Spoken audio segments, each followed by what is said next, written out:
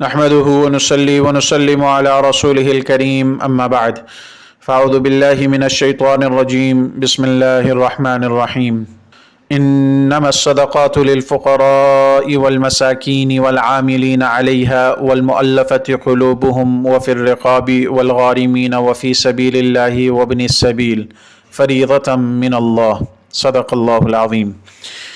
صدقات تو دراصل حق ہے فقیروں کا، مسکینوں کا اور ان اہلکاروں کا جو صدقات کی وصولی پر مقرر ہوتے ہیں اور ان کا جن کی دلداری مقصود ہے، اور انہیں غلاموں کو آزاد کرنے میں اور قرضداروں کے قرضے ادا کرنے میں اور اللہ کے راستے میں اور مسافروں کی مدد میں خرچ کیا جائے۔ یہ ایک فریضہ ہے اللہ کی طرف سے۔ حضرت زیاد بن حارث رضی اللہ تعالیٰ عنہ سے روایت ہے کہ میں رسول اللہ صلی اللہ علیہ وسلم کی خدمت میں حاضر ہوا اور میں نے آپ صلی اللہ علیہ وسلم سے بیعت کی۔ اس موقع پر ایک طویل حدیث ذکر کی اور اسی سلسلے میں یہ واقعہ نقل کیا کہ آپ صلی اللہ علیہ وسلم کی خدمت میں اس وقت ایک شخص حاضر ہوا اور عرض کیا کہ زکوٰۃ کے مال سے کچھ مجھے عنایت فرما دیجئے۔ رسول اللہ صلی اللہ علیہ وسلم نے اس سے فرمایا کہ اللہ تعالیٰ نے زکوٰۃ کے مصارف کو نہ تو کسی نبی کی مرضی پر چھوڑا ہے اور نہ کسی غیر نبی کی مرضی پر، بلکہ خود ہی فیصلہ فرما دیا اور ان کے 8 حصے یعنی 8 قسمیں کر دیں۔ تو اگر تم ان قسموں میں سے کسی قسم کے آدمی ہو تو میں زکوٰۃ میں سے تم کو دے دوں گا۔ رسول اللہ صلی اللہ علیہ وسلم نے اس حدیث مبارکہ میں مصارف زکوٰۃ کے بارے میں اللہ تعالیٰ کے جس حکم کا حوالہ دیا ہے وہ سورہ توبہ کی اس آیت مبارکہ میں مذکور ہے۔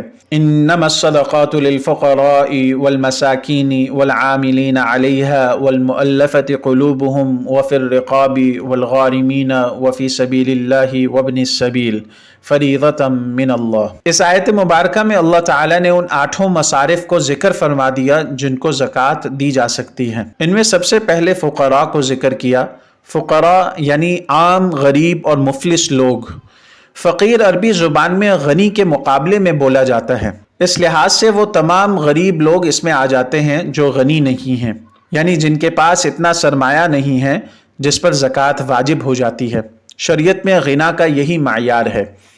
مساکین وہ حاجت مند جن کے پاس اپنی ضروریات پوری کرنے کے لیے کچھ نہ ہو اور بالکل خالی ہاتھ ہوں، کھانے کو بھی کچھ نہ ہو۔ عاملین یعنی زکوٰۃ وصول کرنے والا عملہ، یہ لوگ اگر بالفرض غنی بھی ہوں تب بھی ان کی محنت اور ان کے وقت کا معاوضہ زکوٰۃ سے دیا جا سکتا ہے۔ رسول اللہ صلی اللہ علیہ وسلم کے زمانے کے اندر یہی دستور تھا۔ مؤلفۃ القلوب ایسے غیر مسلم لوگ جن کی تالیف قلب اور دل جوئی اہم دینی اور ملی مصالح کے لیے ضروری ہو۔ رقاب یعنی غلاموں اور باندیوں کی زکوٰۃ کے لیے اس مد میں بھی خرچ کی جا سکتی ہے زکوٰۃ۔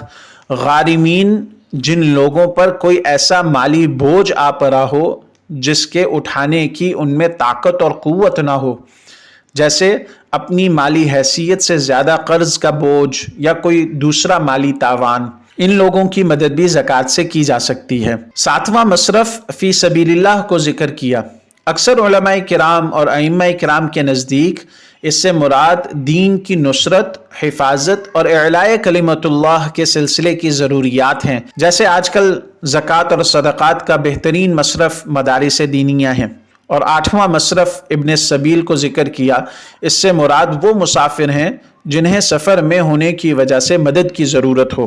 زیاد بن حارث رضی اللہ تعالیٰ عنہ کی اس حدیث میں جن صاحب کے متعلق یہ ذکر کیا گیا، انہوں نے رسول اللہ صلی اللہ علیہ وسلم سے درخواست کی کہ آپ زکوٰۃ کے مال میں سے مجھے کچھ عنایت فرما دیجئے۔